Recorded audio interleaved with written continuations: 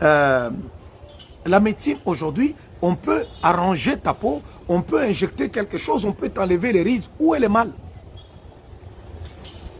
Où est le mal? Il n'y a pas de mal avec ça. Faire une chirurgie esthétique pour dire que non, tu es allé faire ton ventre pour qu'il soit plat, ce n'est pas un péché. Ce n'est pas un péché. Non. Voilà certaines choses que on est là, on entretient certaines affaires pour prouver aux gens qu'on est trop spirituel. Et puis après, on se retrouve enfermé dans une affaire où on ne sait plus comment s'en sortir. Non. Ce qui est péché est péché, ce qui n'est pas péché n'est pas péché. Si tu as l'argent, toi tu as des sourcils qui viennent, qui poussent comme ça. Et l'autre est droit. L'autre, il pousse, il est, je ne sais pas, une ligne, je ne sais pas, courbée, je ne sais pas, rectangulaire ou je ne sais pas, ondulée. Mais écoutez, si tu as quelqu'un, à quelque part, on peut aller t'enlever ça. Vas-y, qu'on t'enlève ça.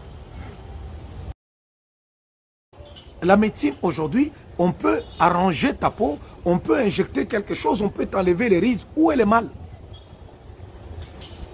Où est le mal? Il n'y a pas de mal avec ça. Faire une chirurgie esthétique pour dire que non, tu es allé faire ton ventre pour qu'il soit plat, ce n'est pas un péché. Ce n'est pas un péché. Non. Voilà certaines choses que on est là, on entretient certaines affaires pour prouver aux gens qu'on est trop spirituel. Et puis après, on se retrouve enfermé dans une affaire où on ne sait plus comment s'en sortir. Non. Ce qui est péché est péché, ce qui n'est pas péché n'est pas péché. Si tu as l'argent, toi tu as des sourcils qui viennent, qui poussent comme ça. Et l'autre est droit. L'autre, il pousse, il est, je ne sais pas, une ligne, je ne sais pas, courbée, je ne sais pas, rectangulaire ou je ne sais pas, ondulée. Mais écoutez, si tu as quelqu'un, à quelque part, on peut aller t'enlever ça. Vas-y, qu'on t'enlève ça.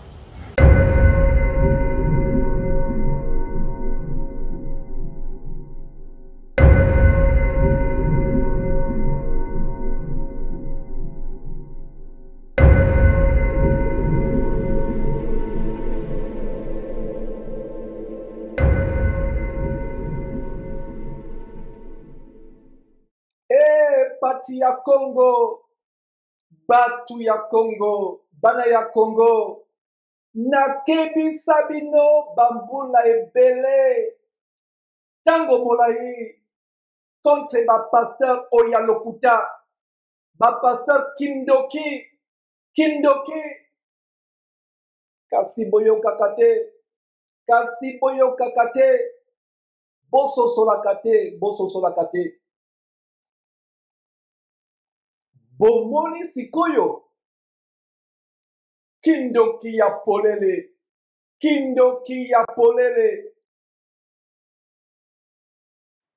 Donc, Mukendi, dans quelques jours, va aussi venir dire que le viol d'enfant n'est pas un péché.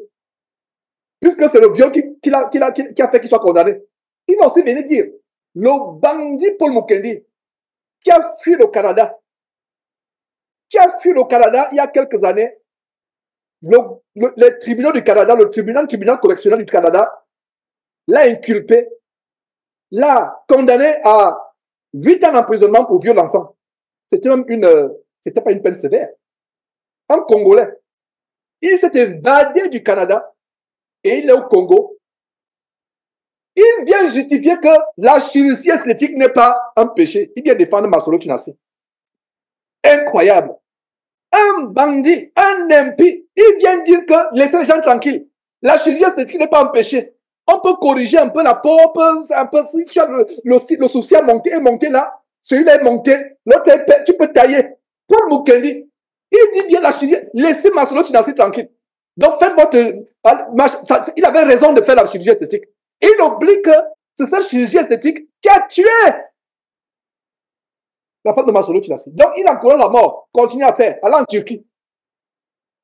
Je ne savais pas que la Turquie était... On connaissait la Turquie pourquoi? Si tu n'as pas les moyens pour payer Air France, tu peux quand même payer Air, je ne sais pas si ça s'appelle Turkish Airlines.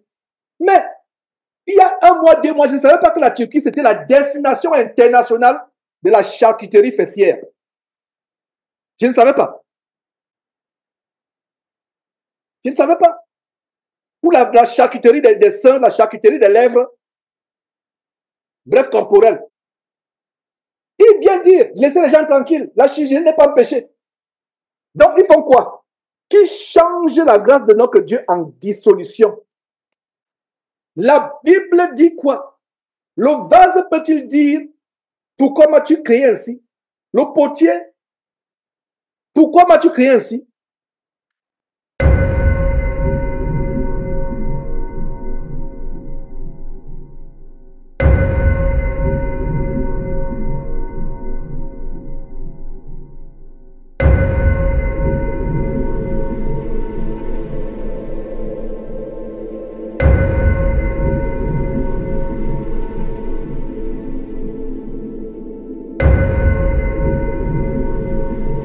Lisez très bien la parole de Dieu.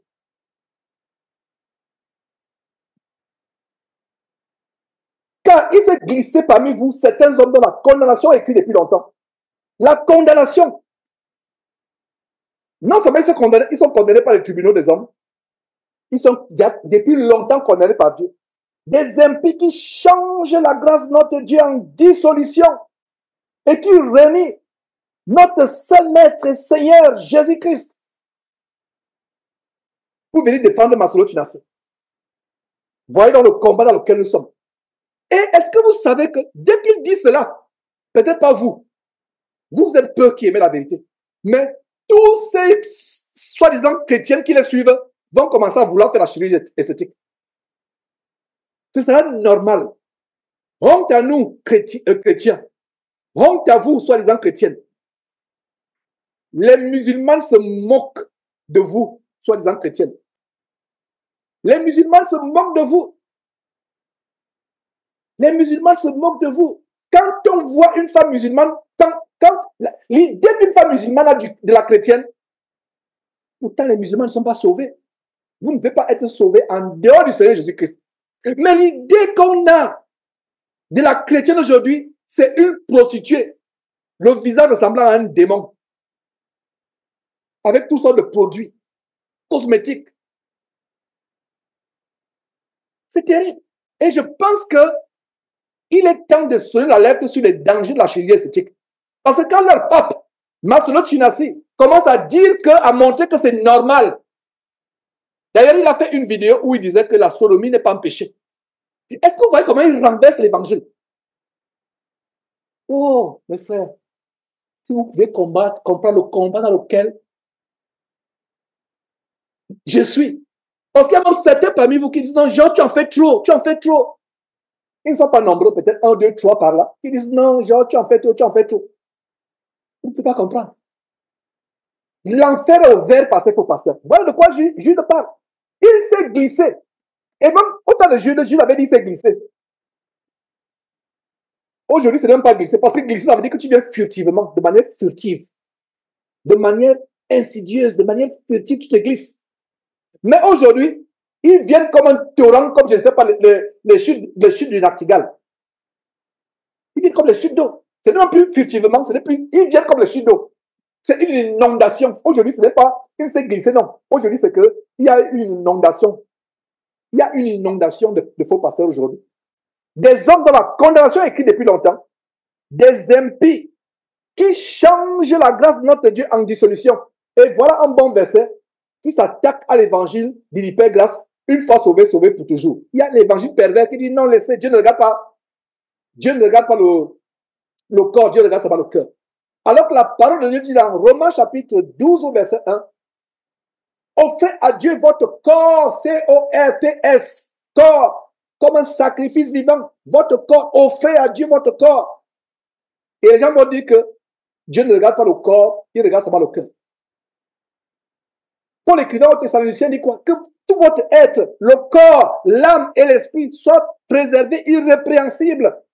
Donc Dieu regarde aussi quoi? Le corps. Dieu regarde le corps. Ne soyez pas trompés par ces faux pasteurs, par ces faux croyants qui disent que non, Dieu ne regarde pas le corps. Il regarde ton corps.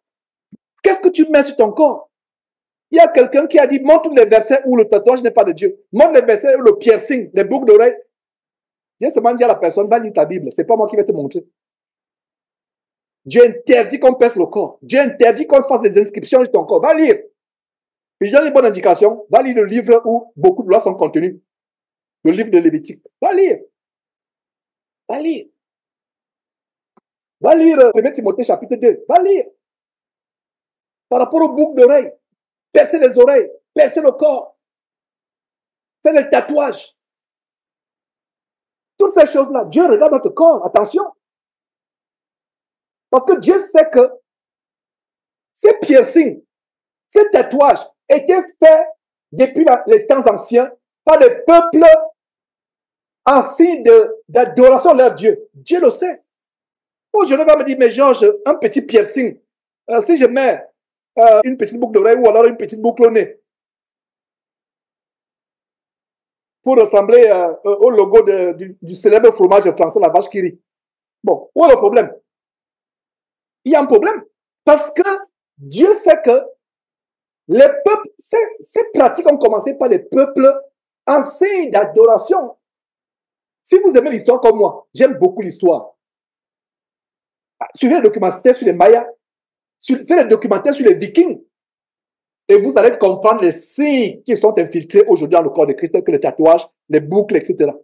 Suivez les documentaires, et tous ces peuples qui étaient dans les zones, les régions géographiques éloignées, les Mayas en Amérique latine, les Pygmées en Afrique centrale, les Vikings au nord de l'Europe, oh là là, ils ont quelque chose en commun.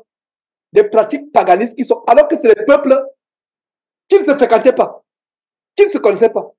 Mais vous énumérez des pratiques, telles que les scarifications, des inscriptions sur le corps. Ça se pratiquait dans les peuples sémites, dans l'Antiquité en Mésopotamie. Ça se pratiquait chez les Pygmées. Il y a des millénaires, ça se pratiquait chez les Mayas. Aujourd'hui, c'est devenu cool, c'est la vogue. C'est comme on dit, les jeunes disent, c'est swag, swag. C'est à la mode.